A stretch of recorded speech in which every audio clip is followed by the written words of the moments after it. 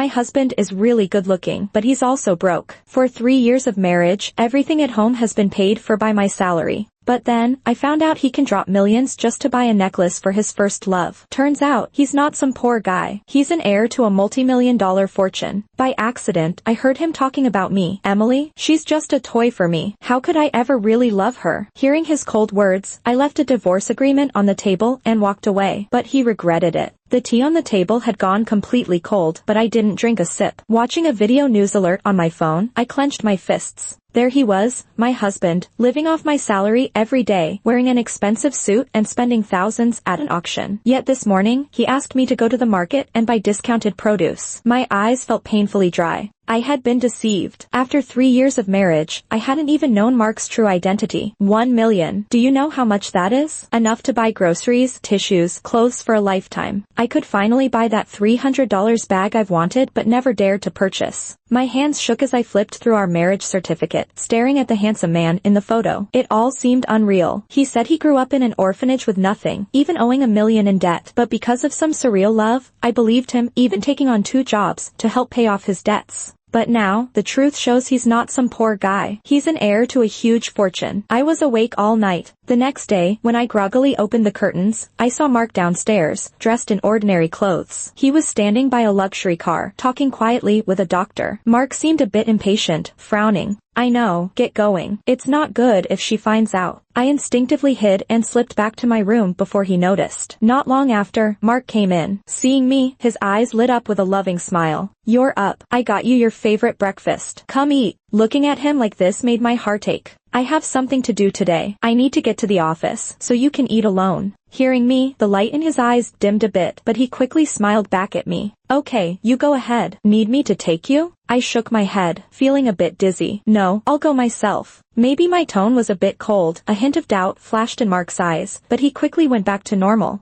Leaving the house under Mark's watchful eye, I didn't go to the office like I said. I hung around nearby, waiting for Mark to leave. I've asked Mark before why he didn't get a job. He said it's because of his low education and social anxiety, making it hard to find work. But now I know, as my husband at night and a wealthy heir by day, when would he have time to work? Just as I thought, Mark soon came out. A luxury car picked him up right from our doorstep. I got a cab and followed him. The car stopped by a luxury club I've never seen. I got out and quietly followed. Mark went into a private room where a bunch of young guys in fancy clothes warmly greeted him. Mark, you're finally here. Why are you still wearing those ragged clothes? Still into role-playing, huh? You haven't really fallen for Emily, have you? Mark's voice reached my ears. As if. She's just a toy to me. How could I ever love her? A naive girl like her. I got her wrapped around my finger with a few sweet words. She even helped me pay off $1 million in debt. Can't compare to Rachel at all. Everyone laughed loudly, and at that moment, I felt stripped bare, painfully exposed among them. These 3 years, to Mark, I was nothing but a foolish plaything. My whole body shook uncontrollably, my heartbeat seemed to vanish, and my ears filled with Mark's cold words. But what they said next, I couldn't bear. Mark, that necklace you got at the auction wasn't cheap. Didn't Rachel thank you?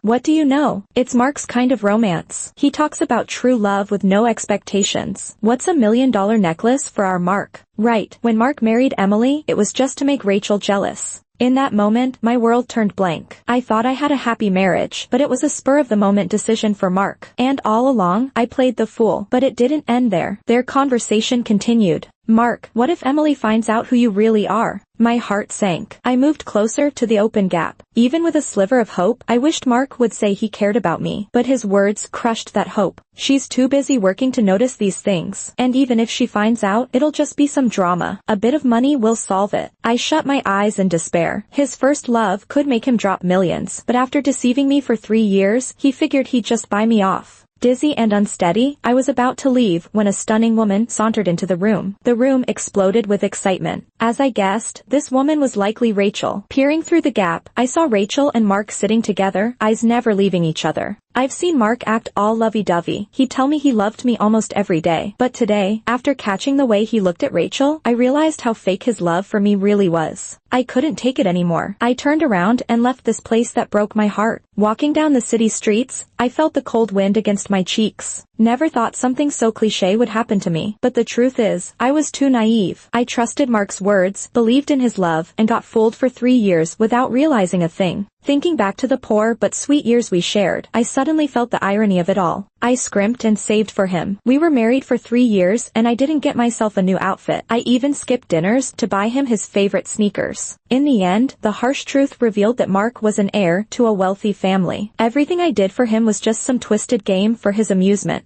I don't remember how I got home, but when I did, Mark was already in the kitchen cooking. Seeing me, he flashed a gentle smile. "You're back. I sold some old clothes today. It was supposed to be 98, but the shop owner gave me 100 instead because I'm a regular. I thought you love fish, and it's been a while since we had any, so I bought a big one to cook for you tonight." I looked at him. He was still so handsome and gentle, wearing the apron I sewed for him. Everything seemed so harmonious, but I knew we had already reached a point of no return. He once said he learned to cook for me, but now, I doubt everything he ever told me. Mark made fish soup with half of it and sauerkraut fish with the other half. After serving the dishes, he looked at me with an expectant gaze, waiting for my praise. Everything before me seemed both real and fake. It was like a performance, a scene he recreated so genuinely that I couldn't help but fall deep into it. But reality isn't a fairy tale. Dreams eventually shatter. I realized our marriage couldn't go on, but I still wanted to ask one last time if he ever loved me. "Mark, did you ever love me?" Hearing me out, a hint of confusion flickered across Mark's face, but he quickly returned to his usual expression. "What are you talking about? How could I not love you?" Look at him. He acts so convincingly, enough for me to believe it for 3 years, enough for me to give him everything. But I now understood. I was just a pastime for him, maybe even a stepping stone to win back his first love. "Mark, haven't you tired of pretending for 3 years?" Hearing that, Mark looked visibly shocked and then went pale. He came over as if to hug me, but I dodged him. "Don't touch me." I looked at him as large tears streamed down my face. "Mark, I know everything. You're not some poor guy. You're an heir, and you never loved me. I was just a plaything to you." I took out my phone and showed him the photos from the other night. He wanted to explain, but one look at the photos left him silent. "You followed me?" His smile froze, and I suddenly saw how cold it looked without the usual warmth. "Yes, I followed you. I found out the truth and heard all of your conversations." Hearing this, Mark gave a cold laugh. "So, what now? You want money, or you're going to cling on as my wife?" I looked at him, astonished. After being together for 3 years, he thinks this of me? "I don't want your money, nor do I care about being your wife. Mark, I want a divorce." "Are you sure you want a divorce so easily? I'm an heir. You know how many women want to marry me? It's a blessing to marry me. Why don't you cherish it?" "A blessing?" I was trembling with anger. "Your so-called blessing is being your plaything for 3 years, going through hardships, only to realize it was all a game? If that's a blessing, I'd rather not have it." Hearing this, a scornful look crossed his face. "You might not want it, but others do. If you're trying to gain sympathy from this, let me tell you, that's not happening." Tears streamed down my face, carrying a bitterness that tasted just like my heart felt. I wanted to say more, but Mark's phone rang suddenly. Glancing at the caller ID, he picked up without hesitation. "All right, where are you? I'll be right there, don't worry." From his tone, I instantly guessed it was Rachel on the other end. "Don't leave yet. Sign the divorce papers first." I shouted after him, but he walked out without a backward glance, leaving a cold "I don't have time" in his wake. After he left, I collapsed onto the couch, feeling utterly drained. I barely remember how I got through that day, just that the fish Mark cooked grew cold on the table, emitting a nauseating stench. The next day, before I could even find Mark, he returned home wearing a formal suit. Seeing my sleep-deprived, haggard face, he showed a trace of disdain. "Made up your mind yet? Still want a divorce?" Maybe after being exposed, he didn't want to hide anymore. He stood over me, looking down with a kind of superiority. In his eyes, marrying him might have been the luckiest thing that could have happened to me. But my response left him wide-eyed. "Yes, divorce." Mark frowned. The face that usually smiled gently at me was now full of dissatisfaction. "Emily, can't you stop acting out like this?" I sighed, my voice hoarse. "You don't need to worry. I won't ask for a cent after the divorce. Let's go to the registry now. I don't want to wait any longer." Hearing this, Mark seemed a bit agitated, gritting his teeth as he spoke.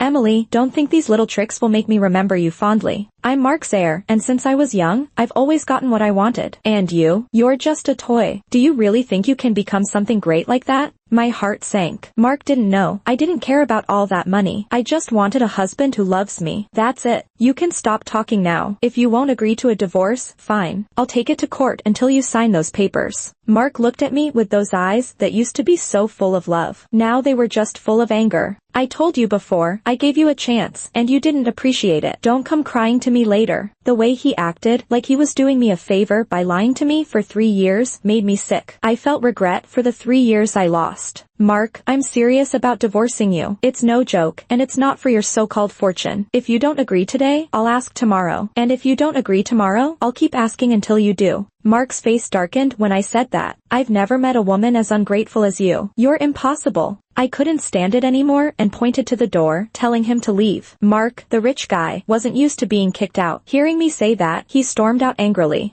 After he left, I washed my face and told myself to get it together. I couldn't let someone who didn't love me affect my mood. But then, unexpectedly, Rachel showed up. So you're Emily? You're nothing special, just poor. She glanced around my place, covering her nose with her perfectly manicured hand. To people like her, having money was a clear line. My lack of it just made her feel superior. $1 million, is that enough? She said it with disdain, as if talking to me was beneath her. What do you mean? I frowned, realizing in their world, my 3 years could just be settled with $1 million.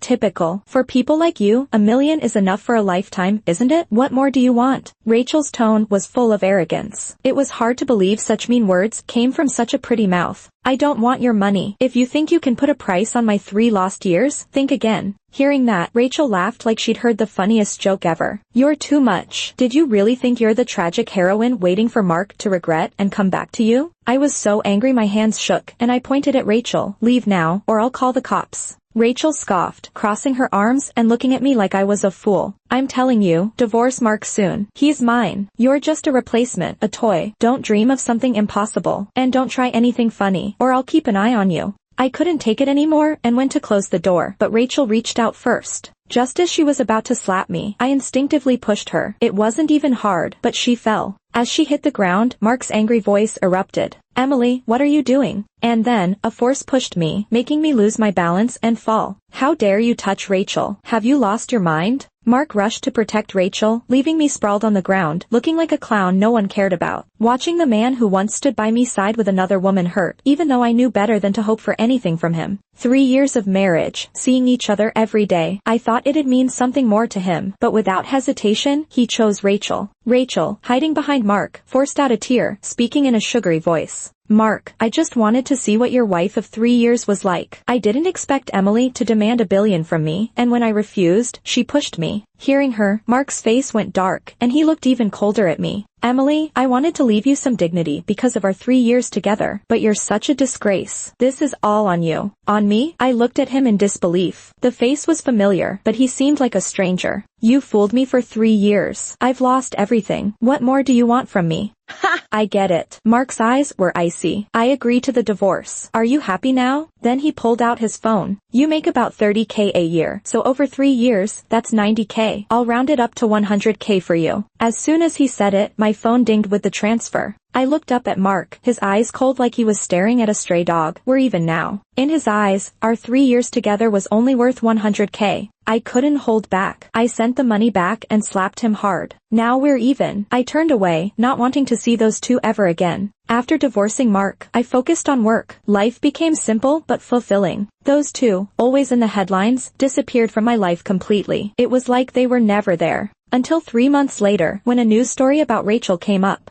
As a top actress, Rachel's personal life was messy. She often got involved with young actors. Sources say she had a huge fight with her rich boyfriend about this, and they broke up. I didn't expect that when I heard about those two again, I'd feel surprisingly calm inside. Maybe it's because I've let it all go. When my coworkers gossip excitedly, I just smile and go back to my desk to work. But what caught me off guard was, when I got home on the bus, I found Mark waiting at my door. He looked a lot thinner, with stubble on his chin that seemed like it hadn't been shaved in a while, and dark circles under his eyes. When he saw me, his eyes lit up. He took a few steps forward but then stopped. Emily. His voice was hoarse, with a hint of suppressed, hard-to-detect sadness. Seeing him again, I realized I had no expectations for this person in front of me anymore. I ignored him, turned around to leave, but he grabbed my hand. Emily, are you still mad at me? I tried to pull my hand back, but he held on tighter than I expected. These days without you have been unbearable. I often wake up in the middle of the night and find you're not there by my side. Emily, I hate to admit it, but I can't live without you. I looked at Mark with a hint of sarcasm in my eyes. Mark, why are you telling me this? We're divorced. We have no ties now. When I said that, he looked hurt. Could you not be so harsh? I really realize my mistakes and just want to make things right with you. Give me a chance, okay? How convenient, just this morning I saw the news about his breakup with Rachel, and now he's here to reconcile. Mark, do you think I'm an idiot? You've been lying to me for 3 years. How much longer did you plan on deceiving me? In his eyes, I'm just someone he can easily take for granted without paying a price. Even after hurting me, he's confident I'd fall back into his arms with a simple gesture. I know why you're here. I'm not interested in you or Rachel's issues, and I definitely don't want you back in my life. The light in Mark's eyes dimmed a bit, but he didn't let go of my hand. He gritted his teeth, looking like he was about to risk it all. I'm Mark's heir. If you're with me, you could live in my big villa, enjoy endless wealth. Are you sure you don't want to remarry me? As he spoke, my gaze turned cold. Even now, he still thinks he can buy me with money. I'm not interested in your money. Take your arrogant attitude somewhere else, out of my sight. Maybe it was the firmness in my voice. Mark finally let go of my hand and stood there in silence. As it got darker, he stood in the shadows, and I couldn't see his expression, but I heard his low voice. Are you sure? I know your lifelong dream was to have your own house. Marry me, and I can make that happen. I just chuckled. Sure, I want a house, but only if I earn it myself. Anything related to you, I couldn't care less. I said my piece and turned away. Even staying at work, I didn't want to see him again. After that day, I thought Mark wouldn't show up again, but surprisingly, he seemed determined to win me back. He started showing up outside my office every day, making me lunchboxes, even bringing flowers to my desk. Despite his efforts, I dumped all the lunches and tossed the flowers downstairs. Even after all that, Mark didn't get angry. Instead, he turned around and gave me more expensive gifts. When he handed me that pricey necklace, I remembered last year on my birthday when we went shopping, and I picked out a $200 bag. But he told me it was too expensive, saying $200 could buy us a year's worth of tissues. Yet he turned around and gifted a $10 million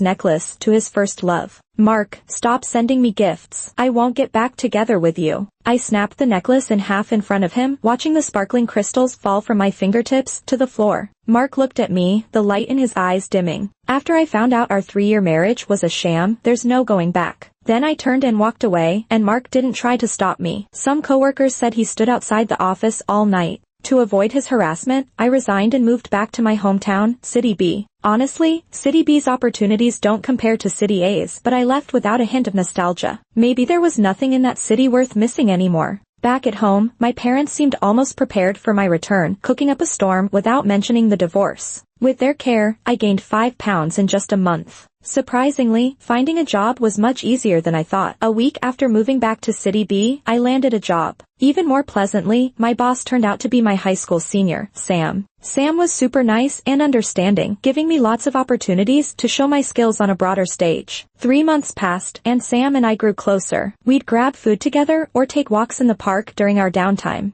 I thought my life would continue peacefully like this, but Mark showed up again, disrupting my calm once more. One day while walking with Sam, I felt a familiar grip on my arm and heard a voice I recognized. Emily, is this why you rejected me? I turned around to see Mark. It had only been 3 months, yet he seemed like a different person, his eyes full of harshness. He looked at Sam with a disdainful gaze, his tone sharp and sarcastic. Emily, after divorcing me, how did your taste get so bad? Even someone like him catches your eye? I yanked his hand away and stood by Sam, glaring at him. I won't let you talk about Sam like that. He's a good person, and you can't hold a candle to him. Hearing this, Mark's face visibly darkened. How long has it been, and you're already so close with him? Emily, why didn't I realize before that you're such a loose woman? I trembled with anger. All those years of insult and the 3 years of being treated like a joke came flooding back. Mark, you say I'm loose, but what about you? You're selfish, hypocritical, and cold-hearted. What gives you the right to say anything about me? Whether from anger or sorrow, Mark's eyes turned red. He looked at me, still angry, but there was a hint of sadness I could barely detect. I'll ask you one last time, are you willing to remarry me? I looked at him as if he was the biggest joke in the world. Mark, I think I've answered you many times. I won't remarry you, so please stop bothering me. After saying that, I pulled Sam to leave, but Mark called after me. Do you really think this guy will love you and marry you? You're wrong. After being played by me for 3 years, how could he possibly want you? As the words left his mouth, Sam turned sharply and punched him in the face. I won't let you insult Emily like that. Mark took the punch, turned his head, and wiped the blood from the corner of his mouth. Emily, one day you'll realize that no one in this world will truly love you except me. I'll wait for that day, and for you to come back to me begging to remarry.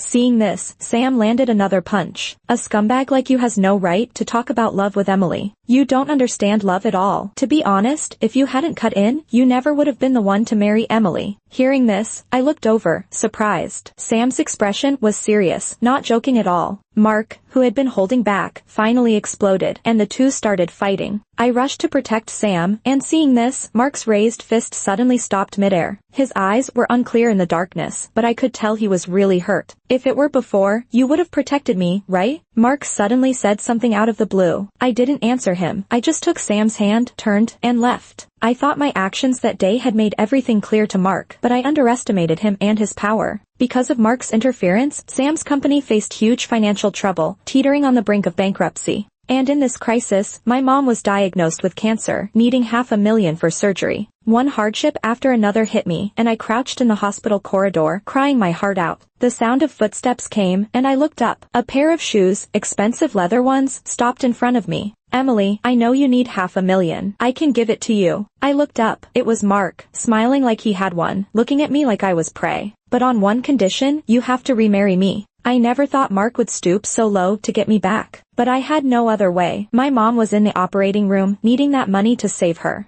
Just as I was about to agree, an anxious voice called out, Emily, don't agree to it. Don't worry about your mom's surgery, but you can't agree to this monster. It was Sam. Mark's face changed instantly. You again? Sam took my hand, and the warmth from his palm gave me comfort. Emily, don't be afraid. I'm here. Let's take care of the surgery fees together. With that, he pulled me away, ignoring Mark's yelling, and we went ahead to pay for the surgery. Watching Sam, my heart felt heavy. Sam, you know Mark's behind what's happening to your company. You've already helped me so much. I don't want to cause you more trouble. I plan to resign, and I'll find a way to repay you that $500,000 as soon as I can. Hearing this, Sam's gentle face turned serious. What nonsense are you talking about, Emily? Seeing you again, I decided that you'll be my forever. No matter the crisis, we'll get through it together, okay? Looking at his determined face, I couldn't help but nod. After that, Sam and I worked even harder, and with our efforts, the company started to recover. Mark hadn't been around for a while. I heard he was dealing with family issues and was now overwhelmed. Meanwhile, Sam and I landed a big contract, which led to even more trust and opportunities. The company quickly went public, and Sam and I naturally got married. Our marriage was very happy. Sam treated me well, and his parents didn't judge me for being divorced. They treated me like their own daughter. With our hard work, the company kept growing. We soon opened branches, expanding into the southwestern market. It wasn't until a year later that I heard news about Mark again. Turns out, he wasn't the real son of his wealthy family, but the son of the mistress and a servant. When this news came out, Mark was kicked out of his house. Having been spoiled all his life, he had no means of supporting himself. When he called friends for help, he found they'd already cut him off. After spending all his money, the once glorious Mark had no choice but to deliver food for a living. When I heard this, I was celebrating the arrival of our daughter with Sam. Rubbing my slightly swollen belly, I told Sam, meeting you has been the luckiest thing in my life.